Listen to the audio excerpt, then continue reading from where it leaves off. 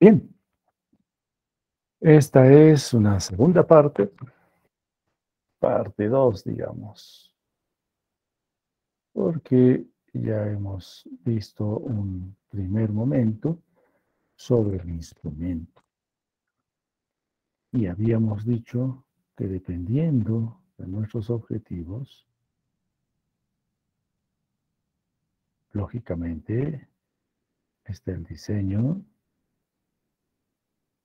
y lógicamente habremos definido si necesito un instrumento o necesito simplemente una ficha de recolección.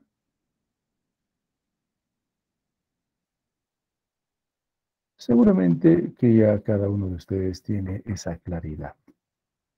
Bueno, la ficha es bastante simple de elaborar, por eso no nos estamos dedicando prácticamente a ella, pero sí al instrumento.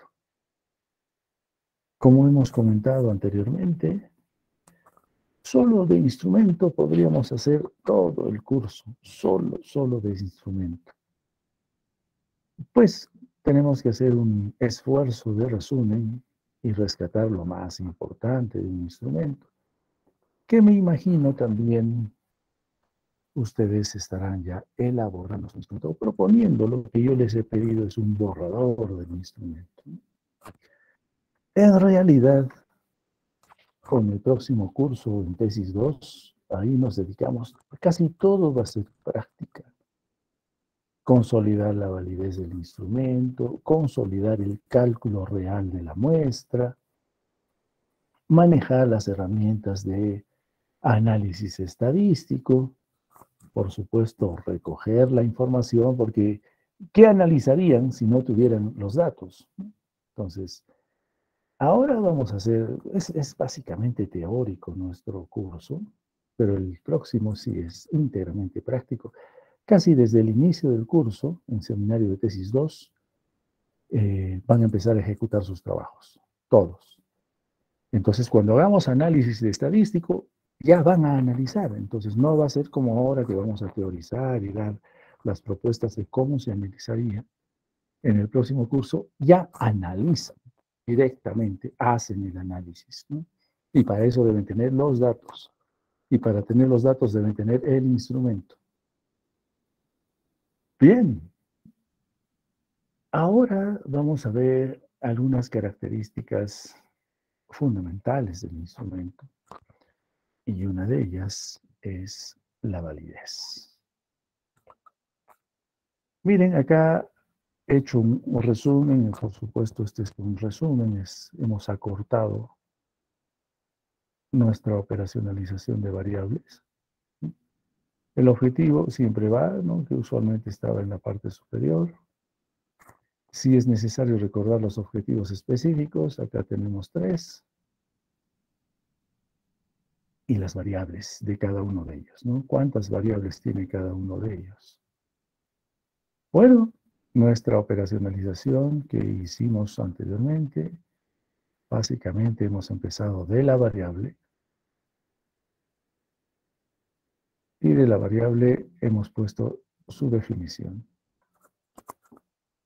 Claro, la definición es la misma que han considerado en el marco teórico y por consiguiente tiene su cita bibliográfica, ¿no?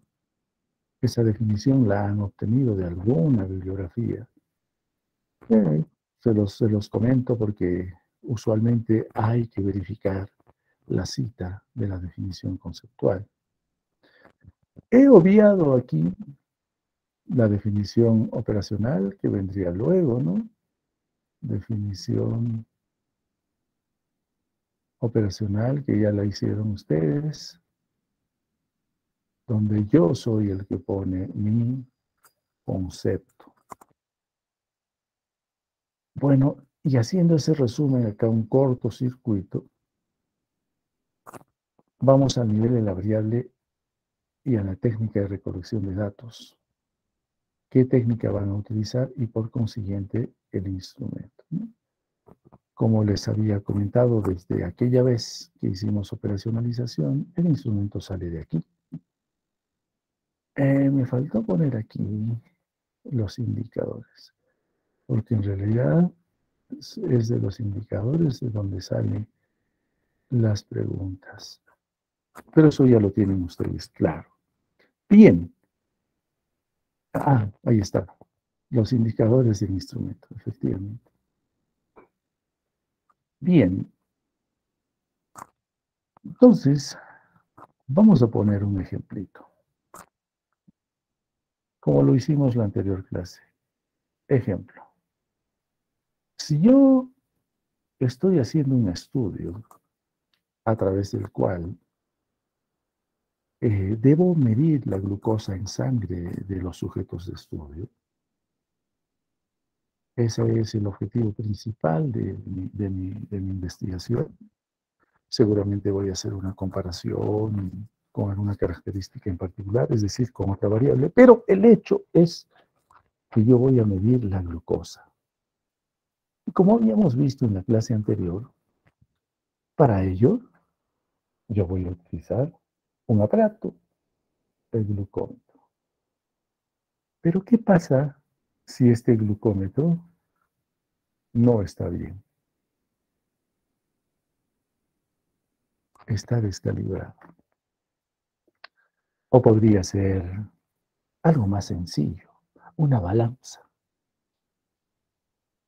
Ustedes ven la balanza, suben a la balanza y no mide exactamente el peso que ustedes creen tener y dicen, no, esta balanza está mal.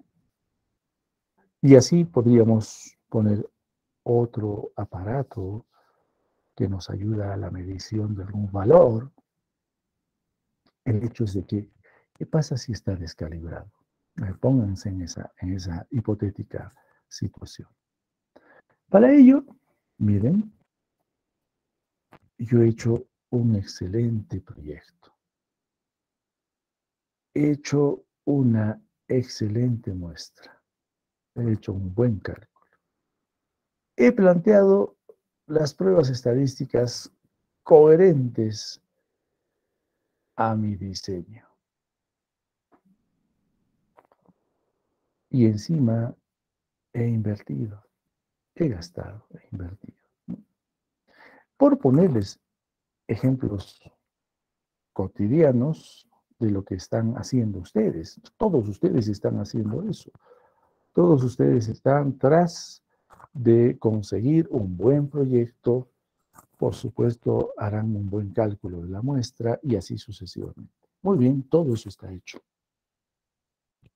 Pero mi instrumento de recolección de datos está mal logrado. Por ejemplo, por lo tanto, mis datos son incorrectos. ¿Qué pasa con todo lo bueno que hice? No sirve para nada. No sirve para nada, sencillamente. Todo porque mi instrumento está mal.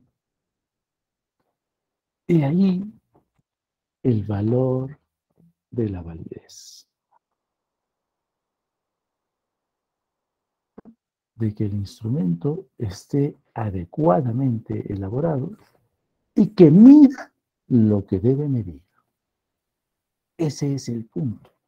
Entonces, siempre que ustedes o alguien les pregunten, oye, la validez de tu instrumento, automáticamente, si quieren, recuerden de este ejemplo, si mi instrumento fuera un glucómetro y el glucómetro está descalibrado, el instrumento está mal.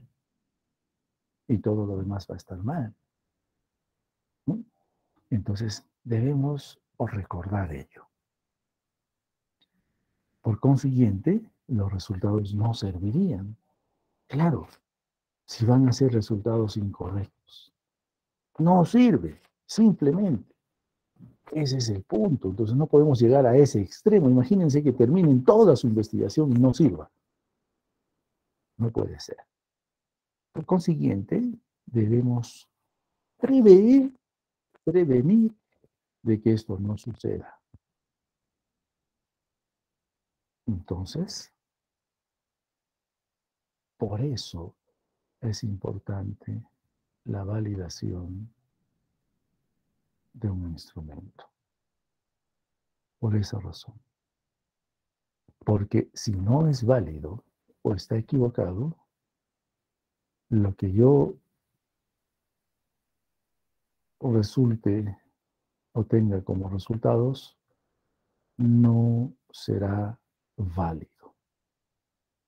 ¿Se imaginan tanto esfuerzo de todo tipo para terminar un trabajo de investigación y que no sirva? Eso no puede suceder, ¿no? Tenemos que prevenir esa situación. Por consiguiente, ¿no? Un buen instrumento deberá ser, por un lado, confiable,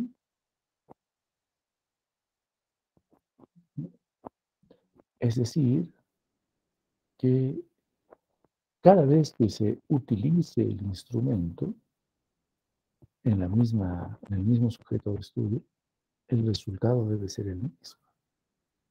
Supongamos que alguno de ustedes pesa 56 kilos con 150 gramos. Si sube usted a una balanza, da ese resultado. Sube a otra balanza, da el mismo resultado. Sube a una tercera balanza, da el mismo resultado. Entonces ahí tenemos dos conclusiones. Primero, que realmente ese es su peso verdadero. Y segundo, que el instrumento es confiable. Por consiguiente, esos resultados, ese peso obtenido será consistente y también será coherente. Ese es un primer elemento a tomar en cuenta cuando hablamos del instrumento de medición, del instrumento de recolección de datos. El segundo elemento, motivo de esta primera parte de la conversación, es la validez del instrumento. Entonces tenemos esos dos requisitos. La validez es la forma como mide, el grado en el cual mide lo que pretende medir. ¿En qué medida es verdad lo que mide? Eso, ¿no? O sea, acá no es la repetición, es la veracidad de su medida. Bien, por consiguiente, es importante que nosotros tomemos en consideración estos dos elementos y para ello hay una serie de procesos previos. Por consiguiente, el instrumento de recolección de datos deberá ser confiable y válido al mismo tiempo.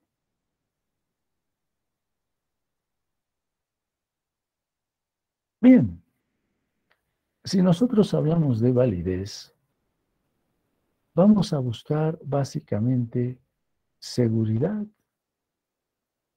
y exactitud.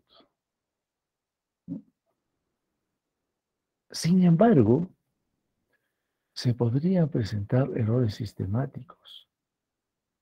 Vamos a hablar de error posteriormente. Hay hasta 3 tipos de errores durante el proceso de la investigación. Errores reconocibles, grandes, quiero decir. Uno de ellos es un error sistemático. Adelantando algo, ¿qué es sistemático? Es repetitivo, ¿no? Repetitivo, en varias veces. Entonces, si yo voy a utilizar el glucómetro malogrado o una balanza descalibrada en el sujeto 1, en el sujeto 3, en el sujeto 10, en el sujeto 20, en el sujeto 50, se va a repetir el mal dato. obtenido por el instrumento.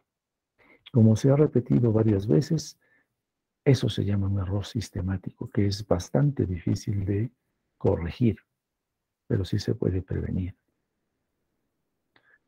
Por otro lado, con la confiabilidad, hablamos de precisión, de reproducibilidad. Entonces allí se habla de un error aleatorio, que es un segundo tipo de error. Mientras aquí en el sistemático tenemos varias veces esa medida equivocada y es difícil de corregir,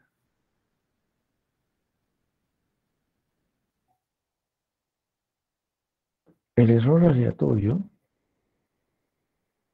es intermitente, ¿no?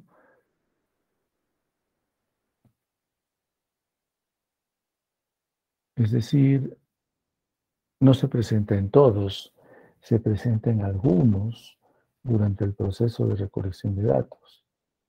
Y allí hay errores de precisión y hay errores de reproducibilidad, ¿no? Generalmente es cuando hay un mal registro, ¿no? Por ejemplo, no es que exactamente el instrumento esté descalibrado, sino hay un mal registro del dato.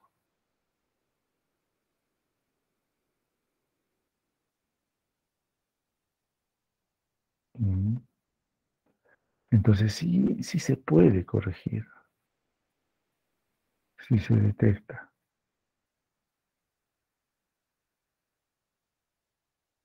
Em, por ejemplo, si, si tuviéramos que, estamos hablando del peso en kilogramos, y digamos tenemos 56 kilos, 150 gramos. 56 kilos, 15 gramos.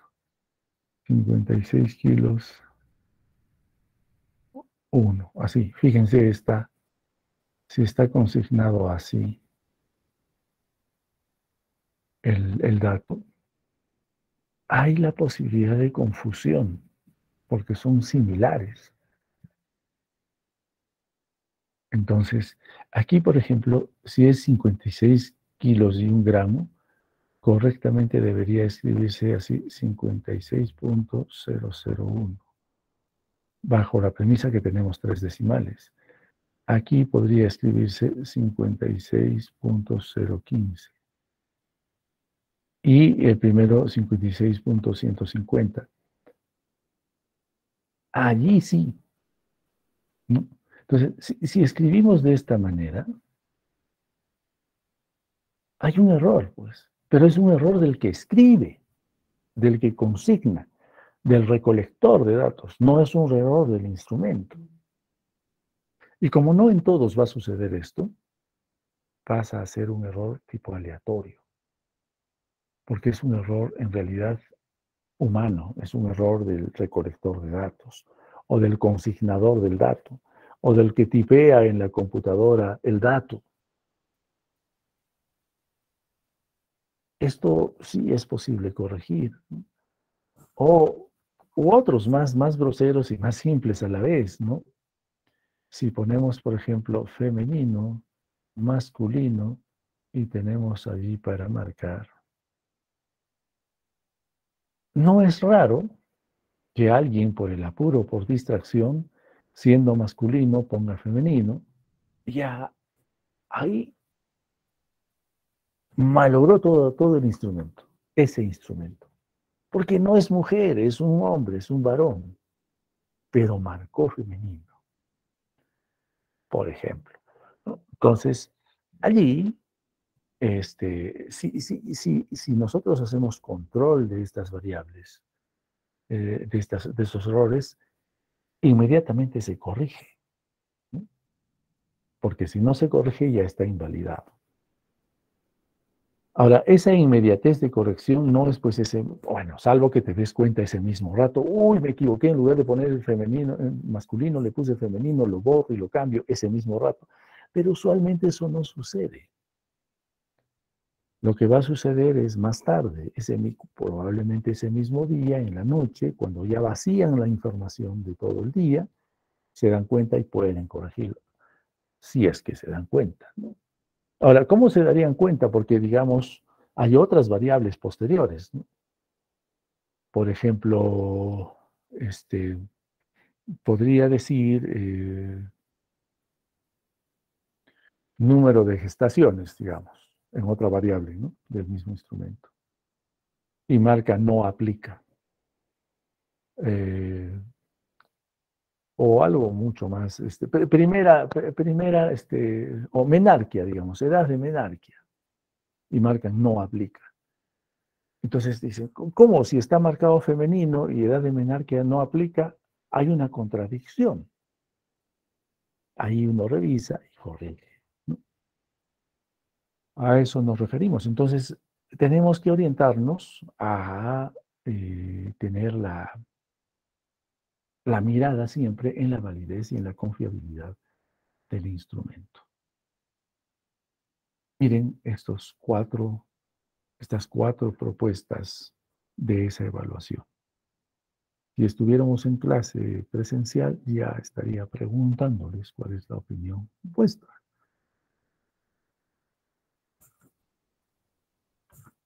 Aquí están tan dispersos que no son ni exactos ni precisos. Aquí están tan aglomerados que son muy exactos y muy precisos.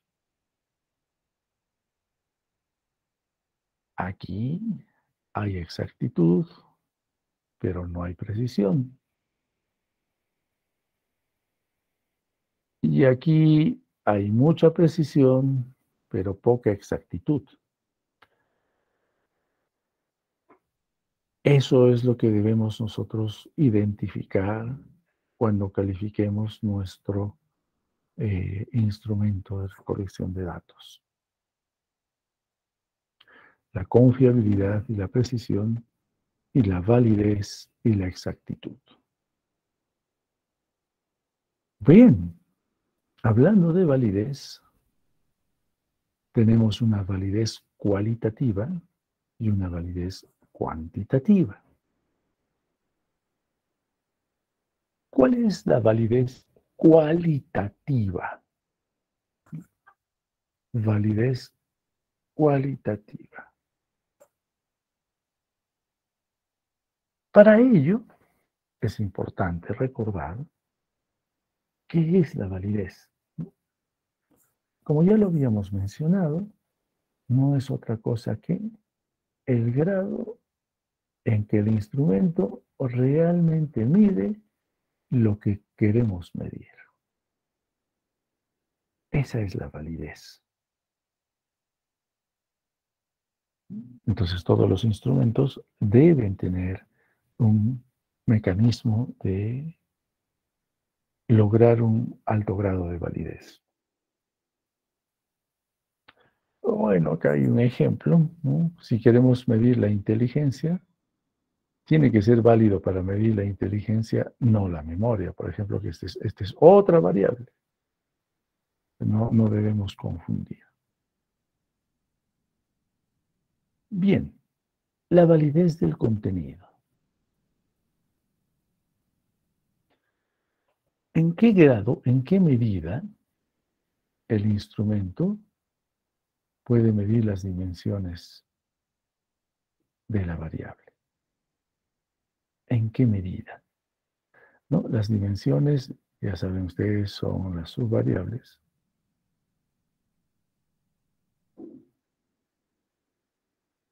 ¿No? Si mal no me acuerdo, cuando hemos visto la operacionalización de variables, habíamos hablado de accesibilidad. Vamos a poner acá el ejemplo. Accesibilidad a los servicios de salud. Esa era nuestra variable. Seguro que algunos de ustedes se acuerdan. Esa es mi variable. Pero esta variable, para poder convertirla en medible, le he sacado las dimensiones. ¿Y cuáles eran las dimensiones? Accesibilidad geográfica, accesibilidad económica y accesibilidad cultural, ¿no? Entonces, mi variable accesibilidad de los servicios de salud se ha desglosado en esas tres dimensiones. Bien, entonces, mi instrumento debería tener la capacidad de medir estas dimensiones en la mayor precisión posible.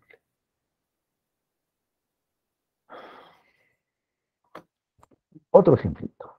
Una prueba de conocimiento sobre las canciones de un grupo musical no debería basarse solamente en sus dos primeros discos, sino que debe incluir las canciones de todos sus discos.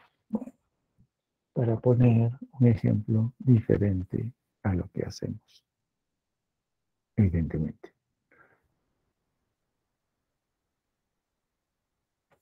Para ello, ya todos nosotros hemos desarrollado el marco teórico y conocemos la teoría.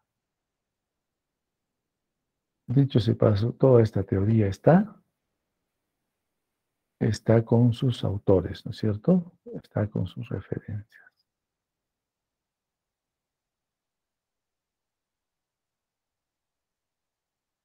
Entre paréntesis, ¿no?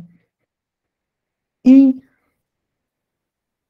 podemos recurrir a algunos expertos para su consejo, de ser el caso. Bien, ¿qué podemos recomendar para la validez? Podríamos, por ejemplo, como les dije, tener algunos expertos que nos den su punto de vista. La práctica generalmente se buscan a 5 personas, generalmente.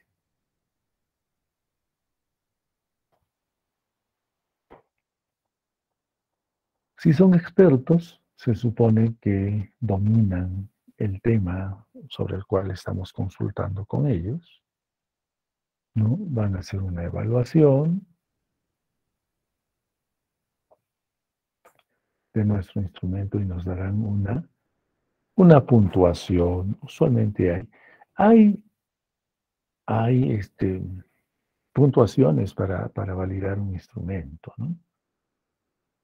Esto lo vamos a revisar ya el siguiente curso, porque van a tener que llevar el instrumento de validación. El instrumento de validación para validar vuestro instrumento.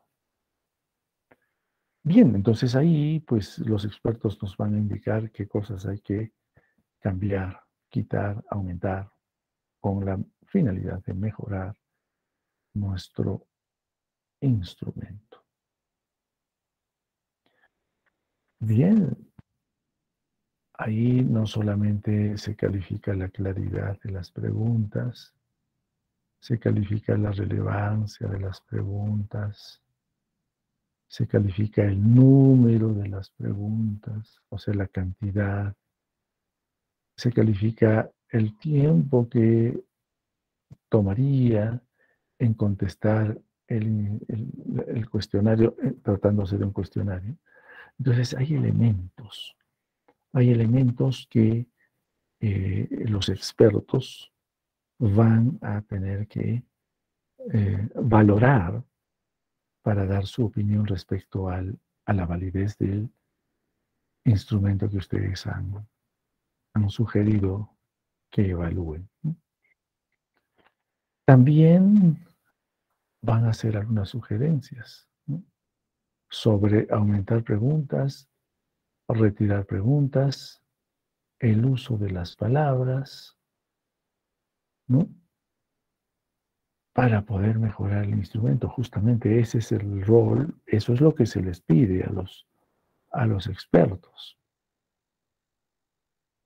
Y con ello modificaremos nuestro instrumento, que se supone que va a estar mucho mejor que originalmente. Bien, ahora vemos la validez del contenido. En la validez del contenido tenemos que constatar si lo que estamos consignando realmente está orientado a lo que necesitamos que mida el instrumento, ¿no? Entonces aquí, por ejemplo,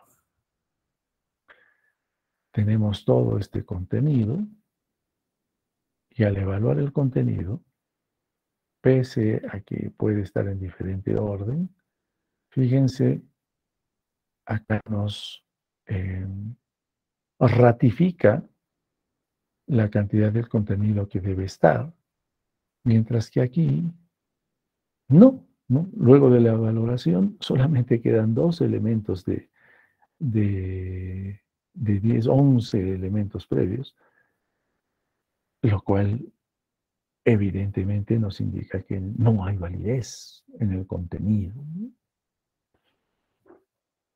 Bien, ahí están, ya saben ustedes, partiendo de los objetivos, las variables y sus dimensiones. También debemos tomar en consideración la validez del criterio.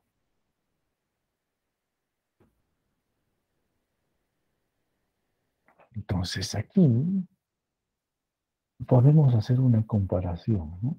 Lo que hemos medido con el instrumento es realmente el valor real de la medición. ¿Es el valor real o no? Entonces, lo que usualmente hacemos en medicina, al menos, es comparar con el gold standard, ¿no? Es decir, con un parámetro indiscutible de su resultado, ¿no? Por ejemplo, si para el diagnóstico de COVID, ¿no? ¿Cómo estarían ustedes seguros de que la persona tiene COVID? Seguros, ¿ah? O sea, hay validez. Siempre y cuando tenga una prueba molecular positiva. Si tiene una prueba rápida, si tiene una prueba antigénica, si tiene una tomografía, una radiografía o clínica, sí, puedo poner el diagnóstico, pero no estoy seguro. Todos ellos muestran daño, pero el único que muestra la presencia del virus es la prueba molecular. Bueno, por ponerles un ejemplo, ¿no? Entonces hay un comparativo. Si yo tengo duda del valor que realmente está midiendo mi instrumento. Entonces ahí viene la validez del criterio. Otro ejemplito un poco alejado de nuestra cotidianidad, ¿no? Un investigador valida un examen sobre manejo de aviones, mostrando la exactitud con que el examen predice que también un grupo de pilotos puede operar un aeroplano, ¿no? Entonces ahí hay un examen, ahí están los famosos simuladores, que va a medir si realmente esta persona sabe hacer lo que debe hacer, sabe medir lo que debe medir, o sabe tomar una decisión frente a determinada circunstancia observable. Bueno, o el uso de tests psicológicos, ¿no? Hay diferentes tests, aquí ya estamos en validación cualitativa, ¿no? Entonces, por ejemplo, se puede utilizar el coeficiente de concordancia de capa, porque ahí tenemos variables cualitativas. Y la correlación interclase en variables cuantitativas, ¿no? Siempre vamos a hacer una correlación, este, cuando sean cuantitativos. Y cuando sean cualitativos podríamos utilizar capa, por ejemplo. Esto lo vamos a aplicar cuando hagamos el análisis estadístico y principalmente cuando tengamos el instrumento hecho antes de su aplicación. También debemos ver la validez del constructo. La validez del constructo. Es decir, la medición que yo hago puede ser comparada con otras mediciones.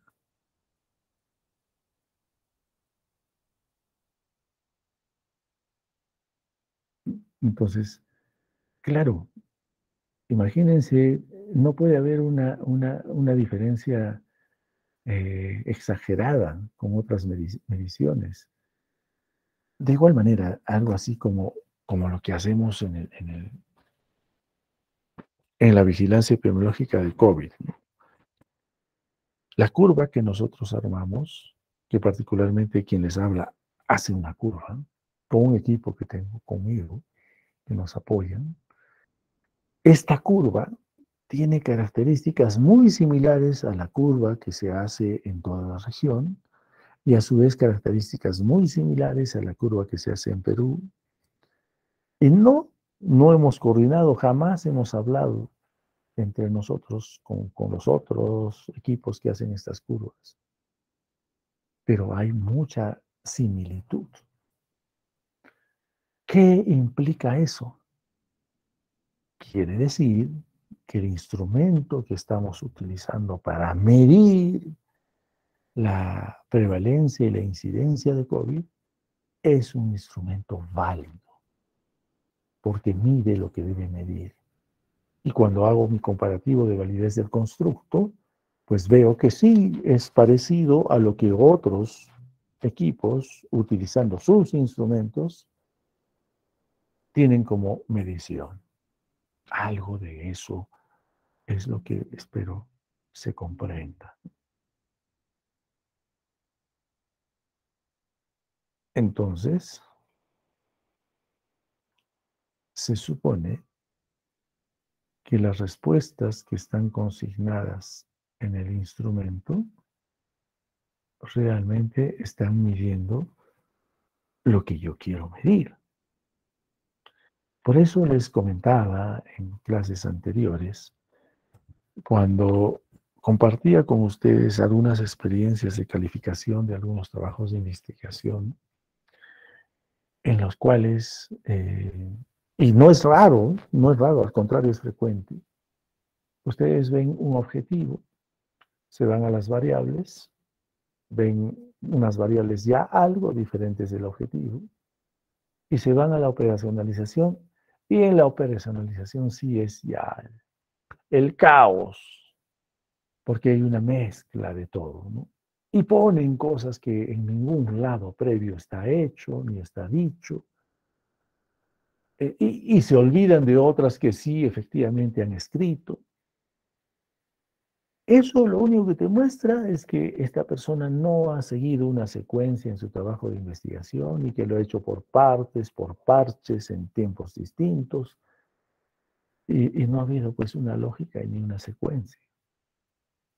Por consiguiente, si ese instrumento aplicamos como está, pues nunca nos va a medir lo que quisiéramos saber, porque está mal hecho, ¿no? Está mal planteado. A eso va la validez del constructo. ¿No? Por ejemplo, aquí, para hacer una validación, pongamos este instrumento, ¿no? Y es lo que les comentaba hace un momento, cuando nosotros, o cuando ustedes van a, en los casos que corresponda, van a pedir que se haga una validación de vuestro instrumento por juicio de expertos, ¿no? Es necesario indicar primero de qué se trata, cuál es la investigación, ¿no? Por ejemplo, aquí actitudes sobre el aborto inducido en los estudiantes, etcétera. Eh, Se hace algunas precisiones. En las preguntas no hay preguntas correctas ni incorrectas. Lo que queremos es tener información, ¿no? Y se pide a la persona que sea lo más objetiva posible. Y para su calificación, pues utiliza una escala de Likert, que es esta la clásica escala de Likert, ¿no? Esta es una politómica. Totalmente de acuerdo, parcialmente de acuerdo, indeciso, parcialmente en desacuerdo, totalmente en desacuerdo. Hay que marcar uno de ellos. Y como voy a pedir que antes de aplicar esto, que me hagan una validación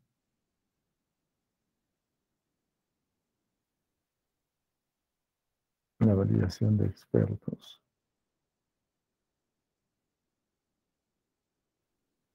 voy a pedir a esos expertos, como ya dijimos, debería ser entre 5 a 7 expertos, ¿no? Le, le pedimos que haga una calificación. Este es un ejemplo, no necesariamente es así. Además, la universidad tiene su propio formato, ¿no? Y si le dicen, ¿no? Se le pide, corrija usted, ¿no? Para eso se le da. ¿Qué recomendaciones puede usted hacer respecto a este instrumento? Y se empieza el instrumento, ¿no? Para su validación. Por ejemplo, ¿qué les parece, qué le pareció al experto esta pregunta? El deseo de una mujer para abortar debería ser considerado un motivo suficiente para hacerlo, ¿no? Califique la inteligibilidad y la pertinencia. El experto dice, cuando evalúa, dice, quizás aquí no está contemplado el deseo de la pareja y no de la mujer, ¿no? Se está contemplando el deseo de la pareja y no de la mujer. No lo sé, esa es la opinión del experto. Y así sucesivamente, ¿no? Se van evaluando pregunta por pregunta y luego el experto tendrá sus conclusiones, ¿no? Esa es la validación, comentarios del juicio de expertos. Y luego de ello, acá continuamos, ¿no? Esto está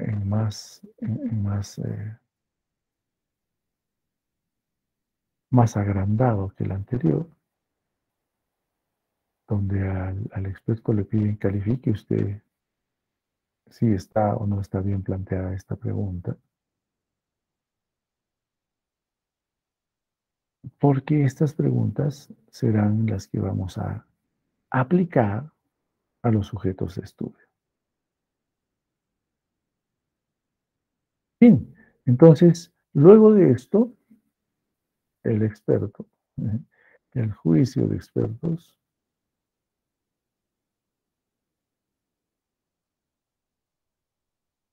tiene conclusiones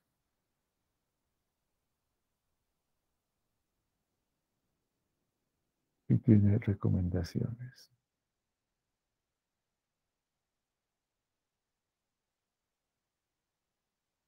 Y como son por lo menos 5, tienen que comparar qué dijeron los 5 respecto al mismo instrumento y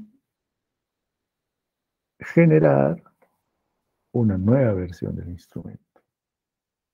Bien, por consiguiente, si nosotros queremos una validez total, vamos a buscar la validez del contenido, la validez del criterio y la validez del constructo. Eso es lo que vamos a pretender de nuestro instrumento. Los tres, ¿no? Validez del contenido, más la validez del criterio, más la validez del constructo. Bien, hasta ahí la validez cualitativa. En cuanto a la validez cuantitativa, cuando nuestras variables son estrictamente numéricas, todo lo que vamos a trabajar es numérico. ¿Qué particularidades tiene? Una de ellas es que debemos evaluar la reproductibilidad del instrumento. Mire,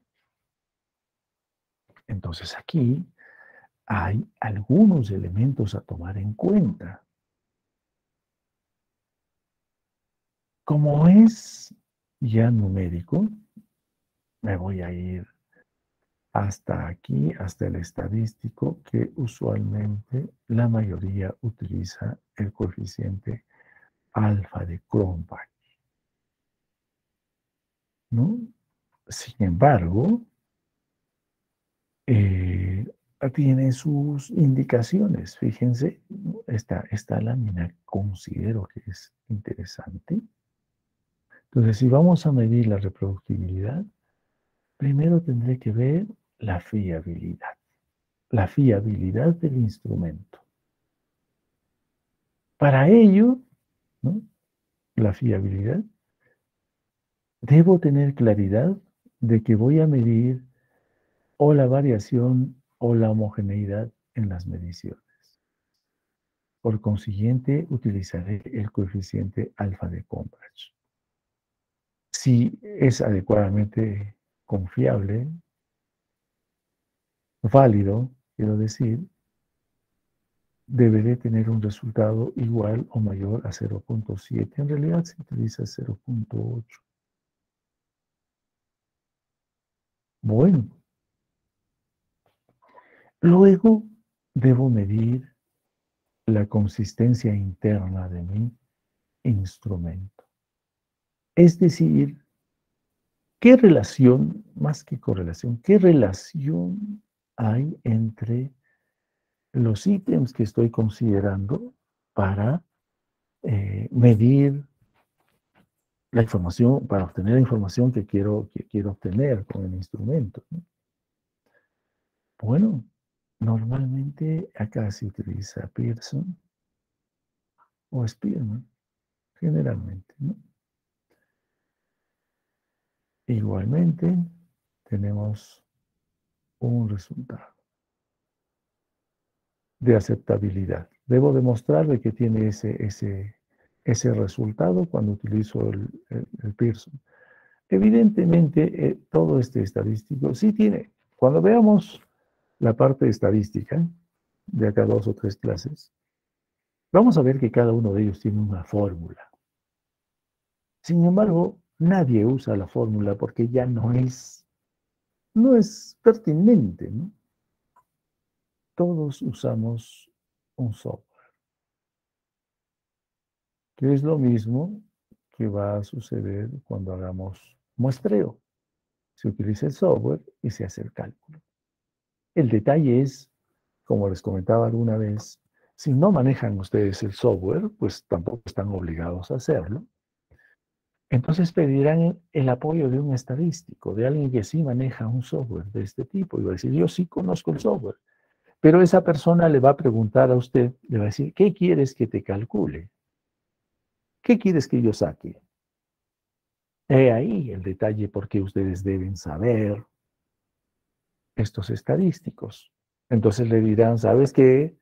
Tengo variables cuantitativas, este es mi instrumento, quiero medir la fiabilidad, por favor, calcúlame el coeficiente alfa de Cronbach. Y el estadístico entrará y hará el cálculo y le dirá, es tanto. Listo, ¿no? Por eso les digo, ¿no? Si ustedes no saben lo que se debe hacer, por más que tengan un súper estadístico a vuestro lado, no va a saber qué calcular, ¿no? Bueno,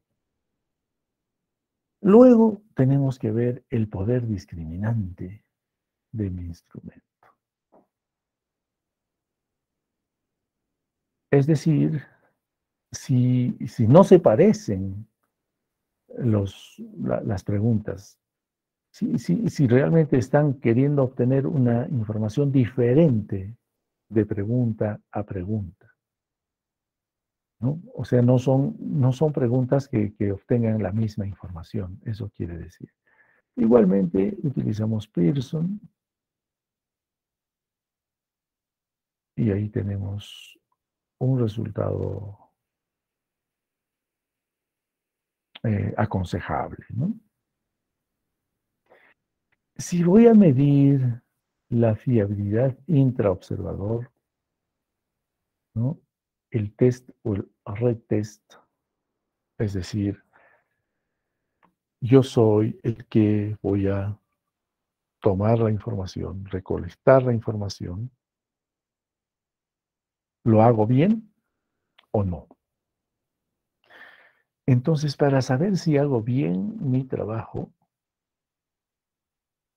esta fiabilidad intraobservador significa si repetidas veces hago la aplicación del instrumento, repetidas veces debo tener un resultado similar, entonces utilizaré igualmente Pearson principalmente.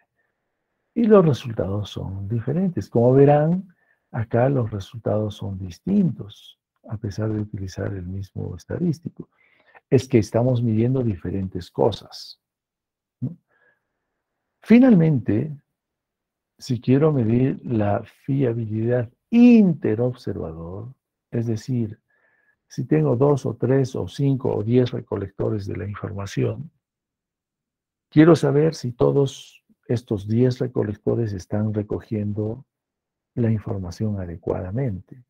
Entonces, eso se llama la concordancia entre ellos, ¿no? Si hay o no hay concordancia. Igualmente, voy a medir generalmente con Pearson, que es lo más adecuado, para saber si tengo estos resultados, sí diré que es fiable. Por consiguiente, la validez con respecto a la reproductibilidad estaría adecuada. Eso es lo que quiere decir la reproductibilidad. En cambio, la fiabilidad, no olvides que estamos en variables cuantitativas.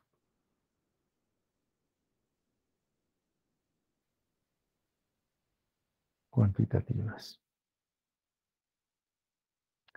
La fiabilidad corresponderá pues al grado en que el instrumento es capaz de medir sin error. A diferencia de en los cualitativos decíamos si es capaz de medir lo que quiere medir, aquí decimos si es capaz de medir sin error o en qué medida disminuye el error. Por consiguiente, en la fiabilidad medimos la proporción de variación en las mediciones, ¿no? ¿En qué medida es aceptable que las mediciones entre sujeto y sujeto puedan variar? ¿En qué medida, ¿no? La toma del dato propiamente dicho. Y si existe esta variación, nosotros debemos saber demostrar que no es un error, que esa variación es real, no es una variación por error sistemático o por error aleatorio. Eso se llama el control de variables, ¿no? Debemos saber, o sea, si sale diferente, ¿no? Por ejemplo, si en todos ustedes tomamos los pesos, ya que hemos utilizado el indicador peso. Y les medimos los pesos a toditos ustedes, a los 50. Y de pronto ahí están los pesos, ¿no? 54, 55, 58, 62, 64, 67. Están en ese rango. Y de pronto hay un peso de 98 kilos. Salta a la vista rápidamente y tienes que verificar si esa variación es real o es producto de un error. A eso se refiere.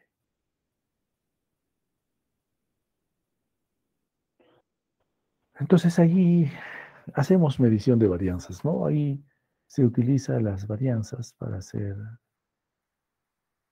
estas mediciones de fiabilidad, para ver si hay o no diferencias verdaderas.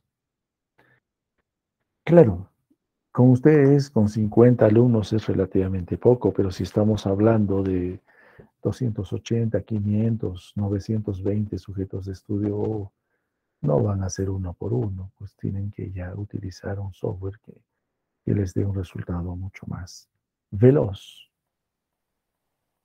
Bien. Como habíamos mencionado anteriormente, la fiabilidad normalmente se mide a través del coeficiente alfa de Cronbach. Es el más usado. Sí es recomendable, sí es correcto. Normalmente, un resultado aceptable es mayor o igual a 0.7 o 0.8. Es lo recomendable.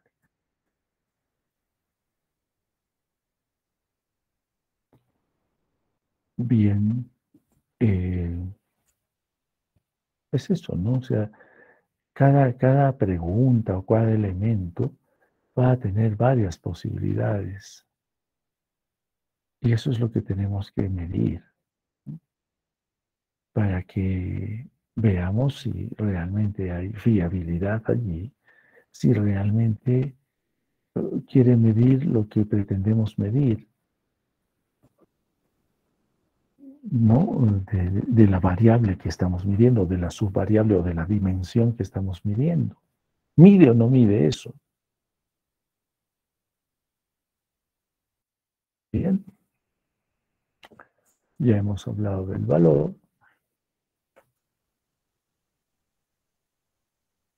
Y un máximo de 0,9.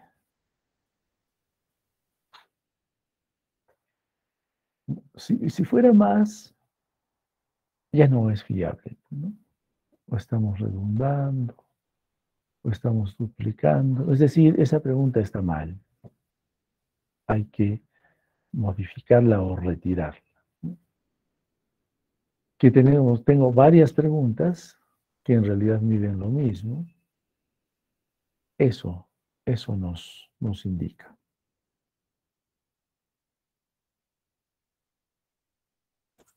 0,80 es lo más, usualmente es lo más recomendable. Bien, aquí tenemos un ejemplito.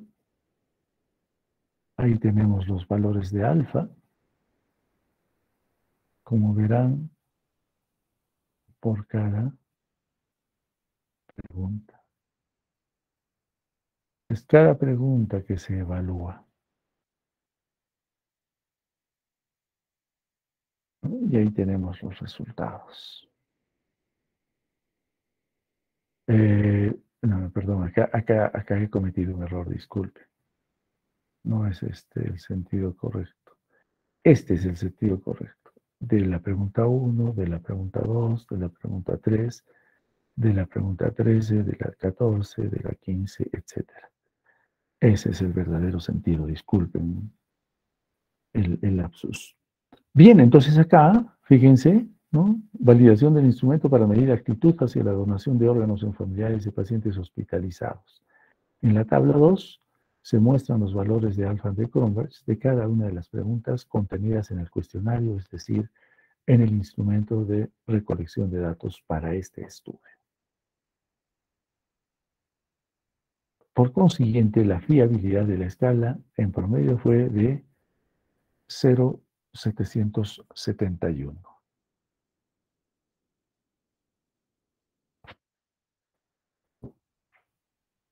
Por consiguiente, es fiable, es fiable.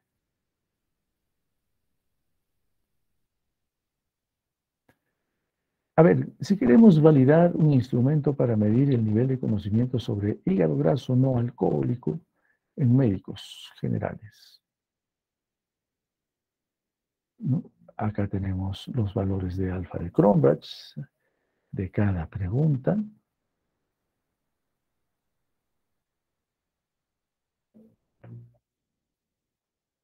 Y si hay una fiabilidad en promedio, por eso decimos acá, ¿no? La consistencia. El cálculo del coeficiente de Cronbach fue de 0,775 por cada pregunta. Por cada pregunta se obtuvo un puntaje mayor de 7, excepto la pregunta 6 y 7, etc. Esa es la forma de validar un instrumento. Bien, la consistencia interna, a su vez, habíamos comentado que consiste en la correlación o en la coherencia que existe entre, entre las preguntas. Es decir, hay coherencia, hay correlación, debe haber una secuencia lógica entre las preguntas, ¿no? No, normalmente ahí pues son escalas multidimensionales las que se miden.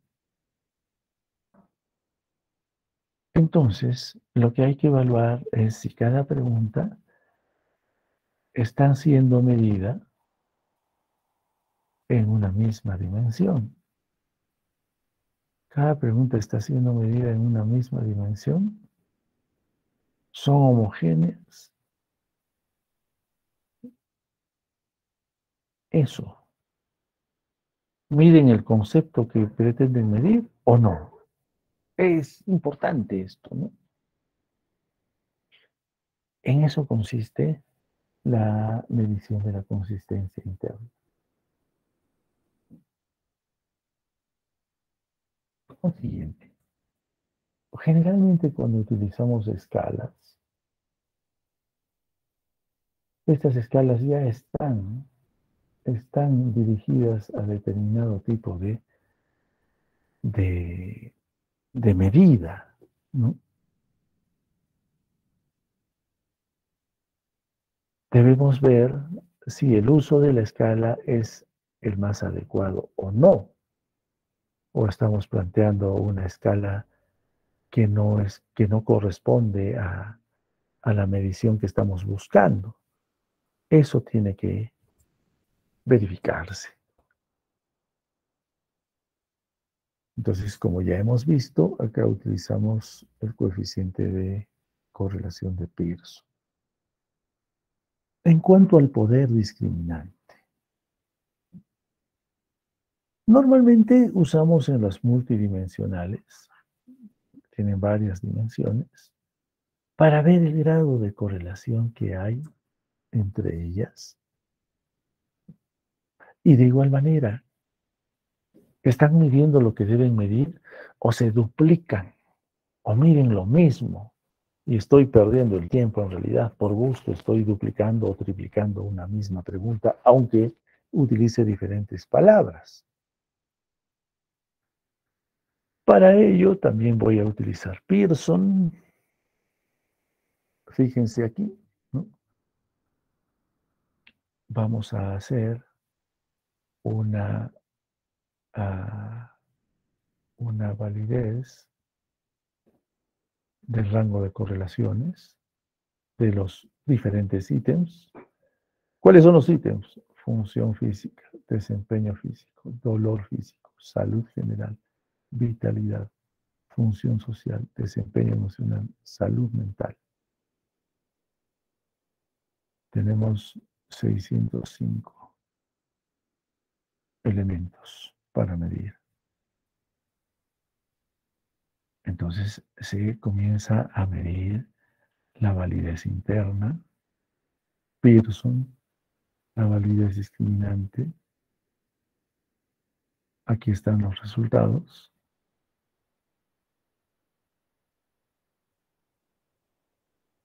Y también hemos medido la confiabilidad de las mismas, de los mismos elementos a través de alfa de Cambridge. Estos, por ejemplo, estos no dan confiabilidad en realidad, ni este tampoco.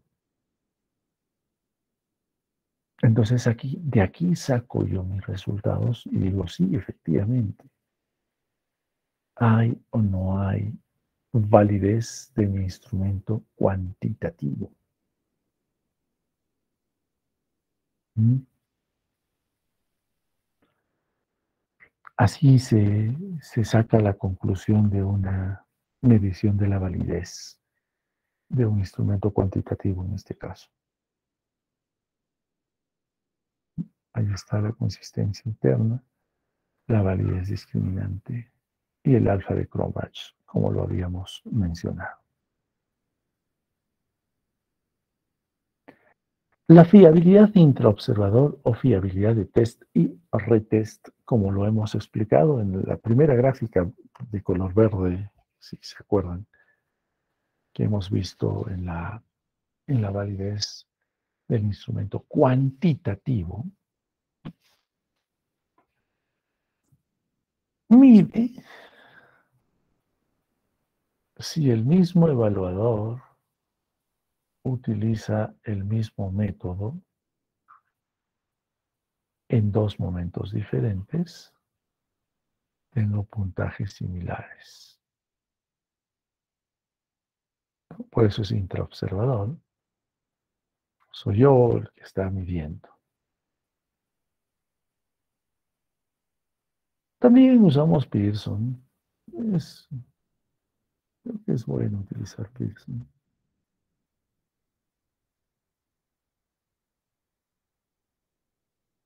Y para que no haya un sesgo muy importante, hay que ver cuándo tomé la primera y la segunda. ¿Cuánta diferencia de tiempo hay?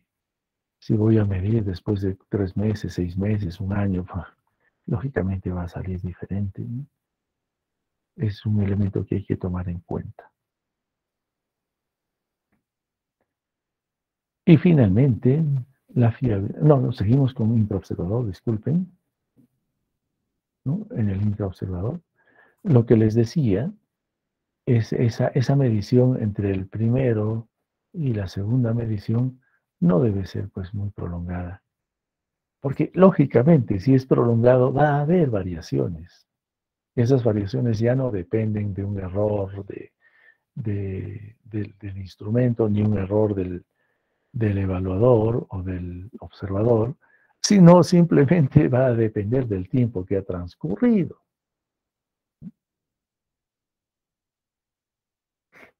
Porque además, si voy a volver a tomar las mismas preguntas, voy a recordar esas respuestas y mi resultado no va a ser tan verdadero. ¿Mm? Por consiguiente, no es válido.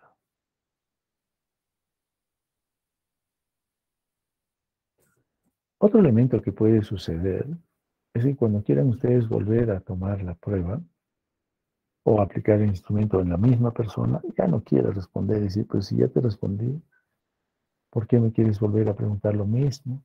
Y no quieren, ¿no? Bueno, son detalles que se pueden presentar. Bien, ahora sí, finalmente, para la validez del instrumento cuantitativo, la fiabilidad interobservador. Como ya lo hemos mencionado de igual manera en el cuadro correspondiente, aquí voy a medir si un observador, este es un observador, ¿no? Un observador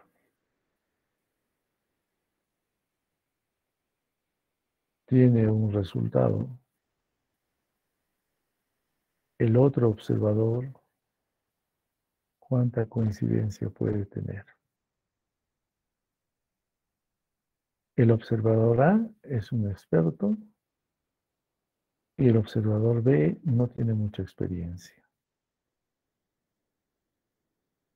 Sí, hay diferencias, como verán, pero no es una diferencia espectacular, ¿no? Entonces, la variabilidad de interobservador es esa, ¿no? ¿Cuánto varía la aplicación de un instrumento entre uno y otro? Por ejemplo, fíjense, acá en el instrumento es una tomografía, ¿no es cierto? Es una tomografía. Ese es el instrumento. Entonces, lo que yo estoy midiendo es en qué medida los evaluadores coinciden o difieren, ¿no?, al aplicar el instrumento. La aplicación del instrumento es esta, ¿no? Este es el instrumento. Entonces, no siempre, cuando decimos instrumento, no siempre tenemos que pensar en un cuestionario, en una encuesta.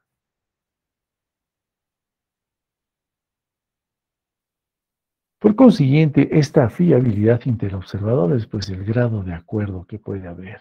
¿Hay un grado de acuerdo o no? ¿No? Con el mismo instrumento, evidentemente.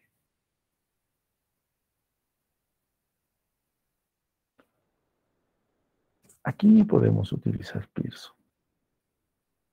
U otro, ¿no? Si desean. Fíjense, aquí hay una mamografía.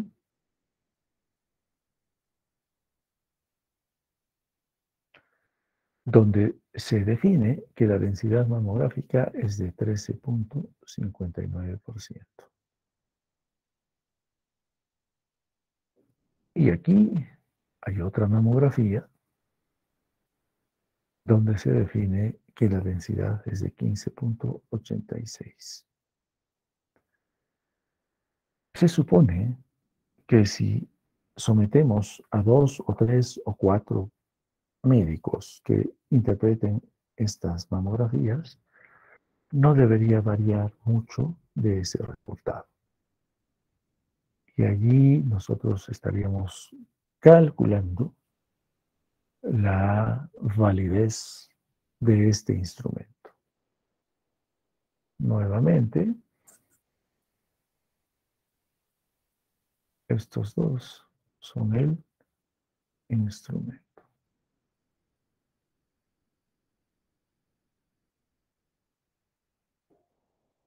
Bien, bien.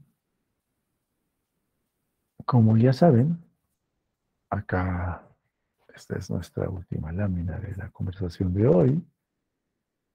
Ya todos nosotros tenemos nuestro tipo de estudio, el diseño, el nivel de investigación, el periodo de estudio, el ámbito de estudio, la unidad de análisis. Los criterios de selección, ¿no? Se supone que ya han escrito inclusión y exclusión. Estos en realidad no hemos desarrollado propiamente dicho, porque son elementos simples. Y ahora hemos trabajado el instrumento de recolección de datos.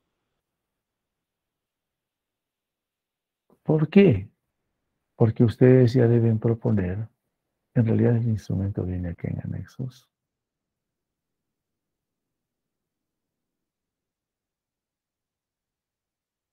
debemos preparar un borrador del instrumento, ¿no? Con los pasos que estamos mostrando, preparados para que podamos aplicar el próximo semestre.